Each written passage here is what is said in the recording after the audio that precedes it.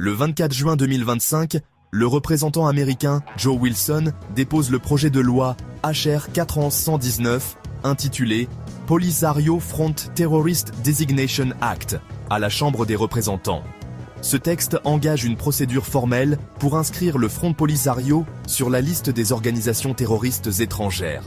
Cette initiative, soutenue par l'administration Trump, s'inscrit dans une stratégie américaine visant à contenir l'influence iranienne et russe en Afrique du Nord et au Sahel.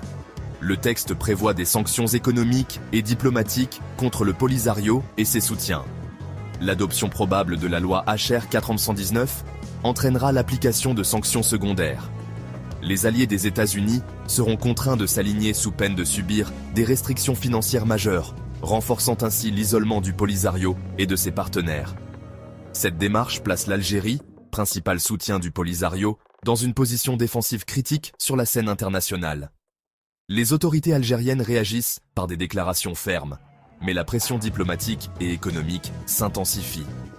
Désormais, la reconnaissance internationale du danger que représente le Polisario s'accompagne d'une mobilisation accrue des institutions et d'un basculement géopolitique majeur dans la région.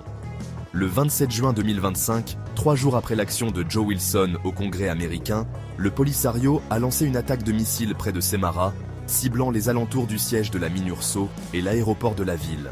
Cet acte marque une escalade majeure, illustrant la menace persistante que représente le groupe pour la stabilité régionale et la sécurité des missions internationales. La procédure de désignation du Polisario comme organisation terroriste étrangère marque un tournant décisif, imposant de nouvelles règles du jeu à tous les acteurs impliqués dans le dossier saharien. L'impunité du Polisario touche à sa fin sous l'effet conjugué de la pression américaine, des sanctions et de la reconfiguration des alliances internationales. Mais face à ces tensions, le Maroc privilégie la voie diplomatique. Sa politique étrangère repose sur le dialogue, la coopération internationale et le respect des principes de la Charte des Nations Unies. À travers des partenariats stratégiques, des initiatives de paix et une présence active dans les instances internationales, le Maroc s'engage à défendre son intégrité territoriale par des moyens pacifiques et institutionnels. Les images de réunions internationales, de drapeaux marocains flottant à l'ONU, de poignées de main entre diplomates et de conférences de presse illustrent cet engagement constant pour la stabilité et la paix dans la région. Depuis sa création, le Polisario a souvent servi d'outil de pression sur le Maroc, notamment par l'Espagne et la France.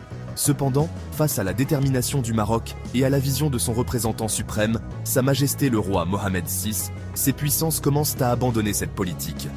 L'intégrité territoriale est un principe fondamental pour le Maroc, particulièrement sous le règne de